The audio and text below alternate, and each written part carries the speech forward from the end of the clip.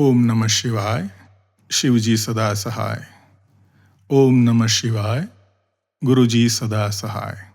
सूत जी बोले, हे शौनक, मैं तुम्हें एक बहुत ही गुप्त कथा सुनाता हूं, क्योंकि तुम शिव के भक्तों में प्रथम हो।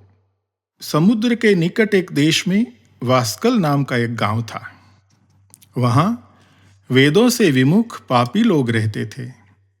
वे दुष्ट और कुटिल लोग कृषि कार्य में लगे हुए, शस्त्रों पर निर्भर और स्त्रियों के प्रेमी थे। पुरुषों में पशु बुद्धि थी और स्त्रियां चरित्रहीन स्वभाव की थी।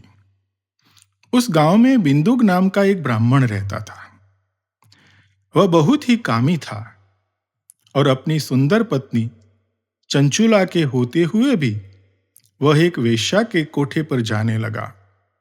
इस कारण वह धीरे धीरे अपनी पत्नी से विमुख हो गया और एक वेश्या का पति बन गया और वेश्या के साथ रहने लगा। उसकी पत्नी चंचुला ने अपने क्रोध पर संयम रखा, लेकिन बहुत समय बाद भी धर्म और क्लेश होते हुए भी वह अपनी वृत्तियां पर काबू न रख सकी और काम से आसक्त हो गई। वह काम से पीड़ित और भ्रष्ट हो गई और वेश्या बन गई। एक दिन बिंदुक ने अपनी पत्नी चंचुला को किसी अन्य पुरुष के साथ सहवास करते देख लिया। वह क्रोधित हो उठा। जार तो डर कर भाग गया, परंतु बिंदुक ने अपनी पत्नी को पीटना शुरू कर दिया।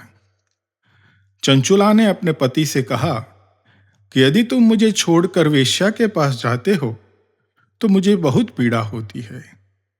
मैं अपनी इच्छाओं को अधिक समय तक कैसे दबा पाऊंगी। बिंदुक, जो एक नीच और नीच विचारों वाला था, धर्म से विमुख हो गया था, उसने कहा कि तुम ठीक कह रही हो, परंतु तुम निर्भय होकर मेरी बात सुनो। तुम निर्भय होकर अन्य पुरुषों के साथ सहवास करो, परंतु बदले में धन कमाना शुरू कर दो। उस धन से हम दोनों का ही कल्याण होगा। चंचुला ने बात सुनी और बोली, बहुत अच्छा। चंचुला ने अपने पति की बात मान ली और दोनों पति पत्नी निर्भय होकर बुराई के रास्ते पर चलने लगे। समय बीतता चला गया और चंचुला का पति बिंदुक मर गया।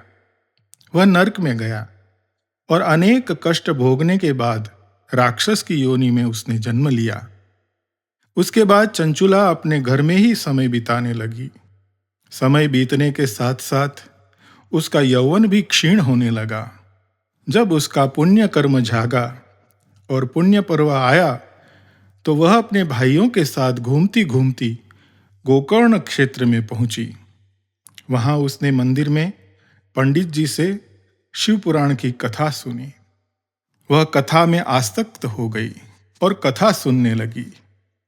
कथा सुनते समय उसने पुरुषों में आसक्त स्त्रियों के दुष्परिणाम और नारकीय पीड़ा की दुखद कथा सुनी तो वह कांपने लगी। कथा समाप्त होने और सबके चले जाने के बाद वह ब्राह्मण के चरणों में सिर रखकर रोने लगी और अपने उद्धार का उपाय पूछने लगी। ब्राह्मण ने कहा कि शिव पुराण पढ़ने से तुम्हारे अंदर विवेक जागृत हो गया है और प्रतिदिन उसी पुराण को सुनने से तुम्हारा उद्धार हो जाएगा।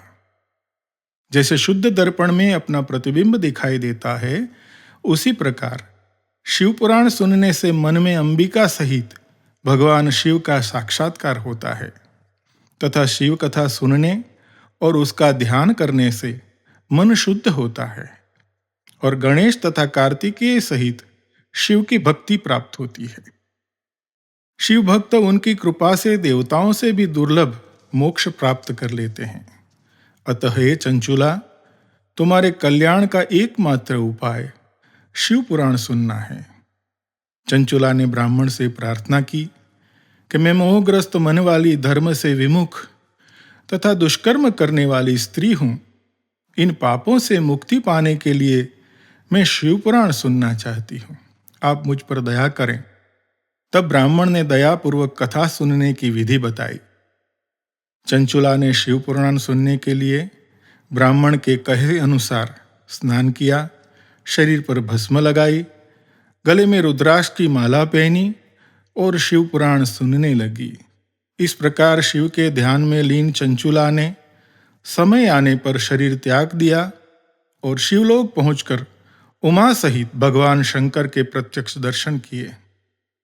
उसकी आस्था को देखकर माता पार्वती ने उसे सदा के लिए अपने पास स्थान दिया। शौनक जी ने सूत जी से प्रार्थना की कि वे चंचुला की अगली कथा भी सुनाएं। सूत जी ने कहा कि हे ऋषिवर, चंचुला ने देवी पार्वती से बिंदुक के विषय में जिज्ञासा प्रकट की। उसने पूछा कि मेरा पति कहाँ है और क्या कर रहा है।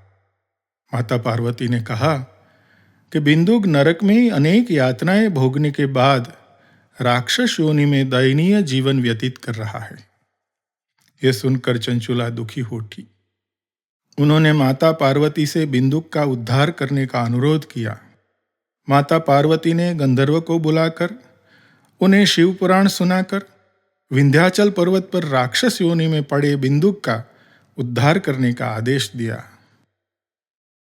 गंधर्व माता की आज्ञा अनुसार विंध्याचल पहुंचे और बिंदुक को शिव पुराण सुनाने लगे। देवता शिव कथा सुनने के लिए एकत्र हो गए। इस प्रकार तुमरु से कथा सुनकर बिंदुक पाप से मुक्त हो गया और राक्षस योनि से मुक्त हो गया। वह निरंतर शिव की स्तुति करने लगा। भगवान शिव ने उसकी अटूट भक्ति देखकर बिंदुक को अपना बना लिया। जय गुरु जी। ओम नमः शिवाय। शिव जी सदा सहाय। ओम नमः शिवाय। गुरु जी सदा सहाय।